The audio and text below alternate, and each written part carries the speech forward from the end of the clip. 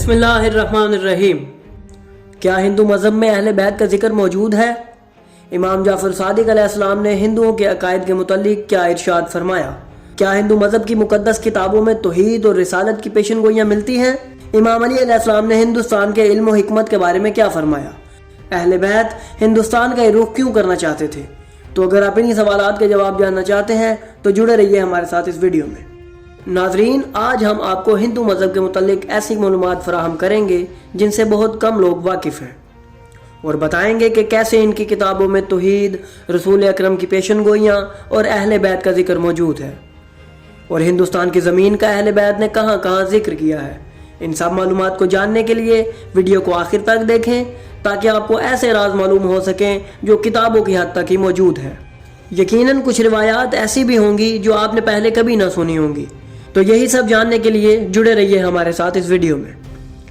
नाज़रीन, हिंदू मज़हब इस दुनिया के कदीम तरीन मज़ाहिब में से है और इसकी सकाफत भी बहुत पुरानी है। आज भी इस मज़हब को मानने वालों की तादाद बहुत ज़्यादा है।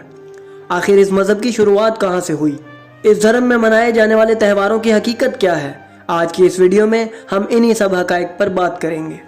नाज़रीन, जब भी हम किसी मज़हब की बात करते हैं तो ज़रूरी है कि हम इसके बारे में तमाम मालूमात उन्हीं की किताबों से अख़ज़ करें और उनके अकायद की हकीकत भी उन्हीं से दरियाफ्त करें, और इन्हीं से पूछें कि वो कोई अमल क्यों सर अंजाम देते हैं। इससे एक इंसान को दूसरे इंसान के मुतालिक बहुत कुछ सीखने को मिलता है, और इनकी किताबों के मुताले से भी काफ़ी मालूमात हासिल होती है। चूँकि आज का दौर सोशल मीडिया का दौर है और टेक्नोलॉजी ने हर इंसान को एक दूसरे के करीब कर दिया है और फासलों को भी समेट दिया है, इसलिए एक दूसरे के बारे में दुरुस्त मालूमात रखना नहायत ज़रूरी हो गया है। क्योंकि जहाँ इस टेक्नोलॉजी का सही इस्तेमाल हो रहा है वहाँ इसका गलत इस्तेमाल भी आम है, और कई लोग इसके ज़रिए एक दूसरे के मुतालिक गलत मालूमात फैलाते रहते हैं। नाज़रीन, किसी दूसरे मज़हब के मुताले के लिए सबसे ज़्यादा ज़रूरी चीज़ ये है कि इंसान सबसे पहले अपने दीन के मुतालिक मुकम्मल मालूमात हासिल करे और अपने अकायद व नज़रियात से मुकम्मल आगाह हो। इस सब के बाद ही उसे किसी और दीन के मुतालिक जानना चाहिए। हम जब हिंदू मज़हब की तारीख़ की बात करें तो हिंदू कुतुब के मुताबिक ये धर्म अरबों साल पहले ही मौजूद था, और इनकी किताबों में तो ज़मीन की कुल उम्र का भी जिक्र मौजूद है। हिंदू मत के मुताबिक ये दुनिया 4 युगों यानी 4 अदवार पर मुश्तमिल रही है, जिनमें से पहला दौर सतयुग था, जिसका दौरानिया 17,28,000 साल था। इस दौर में पूरी दुनिया में अमन व अमान कायम था और हर कोई सुकून से ज़िंदगी बसर कर रहा था। जिसके बाद त्रेता युग आया, जिसका दौरानिया 12,96,000 साल रहा। इस दौर में बुराई का आगाज़ हुआ और लोगों में बुराइयां आम होने लगी। ये वही दौर था जिसमें रामायण जैसी दास्तान वाक़ हुई। जिसके बाद द्वापर युग आया, जो करीबन 8,64,000 साल रहा, और उसमें बुराई और जुल्म जोर की इंसानियत में जड़ें मजबूत होने लगी।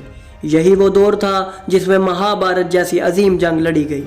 और अब कल युग चल रहा है, जिसका दौरानिया 4,32,000 साल है, जिनमें से अब तक सिर्फ 5,125 साल ही गुजरे हैं। इस दौर के मुतल्लिक कहा गया है कि इसमें गुनाह, जुल्म जोर अपने अरूज पर होगा और लोग दीन और मज़हब से काफ़ी दूर हो चुके होंगे।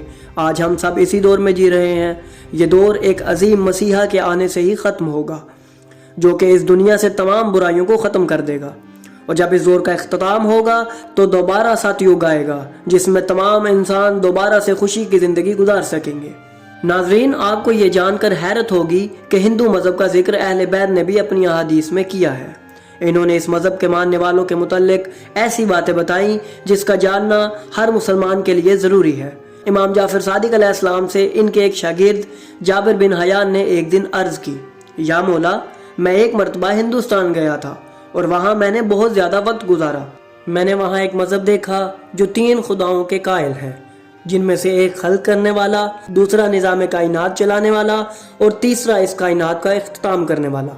यब्ना रसूल अल्लाह, आप मुझे इनके बारे बताएं, ये कौन लोग हैं और ये किस मज़हब के कायल हैं, और इनका खुदा के मुतालिक दुरुस्त नज़रिया क्या है। जब जाबिर की गुफ्तगू इमाम ने सुनी तो इमाम ने इससे कहा, ए जाबिर, सुनो, इनकी किताबों में खुदा का हकीकी तस्वर ही मौजूद है। वो ज़ात एक ही है जो खल्क भी करती है, रिज़्क भी देती है और फना भी करती है। जो लोग खुदा की इन सिफ़ात को अलग तौर पर तस्वर करते हैं वो यकीनन गुमराही में है। नाज़रीन, जो बात इमाम जाफ़र सादिक अलैहिस्सलाम ने इरशाद फरमाई, हिंदू कुतुब में भी वही सब कुछ मौजूद है। جب ہم بھگوت گیتا اور ویدوں کا مطالعہ کریں تو ہمیں معلوم ہوگا کہ ان کتابوں میں خدا کا تصور یہی ہے کہ وہ ایک ہی ذات ہے جو زندہ کرتی ہے اور مارتی ہے۔ اس کی صفات کو الگ الگ تصور کرنا غلط ہے۔ ناظرین، اس دھرم میں بہت سی داستانیں بھی پائی جاتی ہیں جو ہزاروں سال پرانی ہیں، جن میں مہابھارت اور رامائن سب سے مشہور ہے۔ اس مذہب کی اگر مقدس کتابوں کی بات کی جائے تو ان میں سب سے پہلے 4 وید آتی ہیں، جو کہ بالترتیب رگ وید، سام وید، یجر وید اور اتھروا وید ہے۔ نیز دیگر کتب میں اپنشد اور پران شامل ہیں۔ ان کتابوں میں رسول اکرم صلی اللہ علیہ وآلہ وسلم اور ان کی اہل بیت کا کئی مقامات پر ذکر ہوا ہے، جس پر ہم آنے والی ویڈیوز میں تفصیل سے بات کریں گے۔ ناظرین، اگر اس سرزمین یعنی ہندوستان کی بات کی جائے تو اس کے متعلق بھی بہت سی دلچسپ باتیں دیکھنے کو ملتی ہیں۔ لفظ ہند کی بات کی جائے تو اہل بیت نے کئی روایات میں ہند کی سرزمین کا ذکر کیا ہے۔ ایک مشہور روایت جس میں امام علی علیہ السلام کی ایک نجومی کے ساتھ گفتگو ہوئی تھی، اس روایت میں امام نے جب اسے مختلف ستاروں کی حرکت اور ان کے افعال سے آگاہ کیا تو آخر میں فرمایا، اے علم نجوم کے ماہر، یہ جو علم میں نے تجھے بتایا ہے اسے یا تو ہم جانتے ہیں یا ہندوستان میں ایک گھرانہ ہے جو یہ علم جانتا ہے۔ یہ روایت مدینۃ المعاجز اور مشارق الانوار الیقین اور دیگر کتب میں موجود ہے۔ اس سے ہمیں اس سرزمین کی اہمیت کا اندازہ ہوتا ہے۔ اس کے علاوہ ایک حکیم کا تذکرہ بھی کتابوں میں ملتا ہے جو ہندوستان سے امام جعفر صادق علیہ السلام کی خدمت میں حاضر ہوا اور ان سے علم طب پر مناظرہ بھی کیا۔ نیز کئی لوگ سندھ کی سرزمین سے بھی رسول اکرم اور امام علی علیہ السلام کی خدمت میں حاضر ہوئے تھے اور ان سے علم سیکھا تھا۔ اہل بیت کا اس سرزمین سے ایک خاص ربط رہا ہے اور حقیقت جسے سب جانتے ہیں وہ یہ کہ جب بھی اہل بیت کو ہجرت کا موقع ملا تو انہوں نے ہندوستان کا ہی رخ کیا اور یہاں آ کر آباد ہوئے، اور سادات کی کثیر تعداد بھی اسی خطے میں آ کر آباد ہوئی۔ اس سرزمین پر امام علی علیہ السلام کی اولاد میں سے کئی مشہور ہستیوں کے مزار بنے۔ ان حقائق سے ہمیں اس سرزمین کی اہمیت کا اندازہ ہوتا ہے۔ امام مہدی کا لشکر بھی اسی سرزمین پر آئے گا جو یہاں مختلف امور سر انجام دے گا۔ ناظرین، کیا آپ جانتے ہیں کہ امام زمانہ کی حکومت میں ہندوستان کس طرح کا نظر آئے گا؟ یہاں کون سی بڑی تبدیلیاں واقع ہوں گی اور اس سرزمین سے کون کون امام زمانہ کے لشکر میں شامل ہوگا؟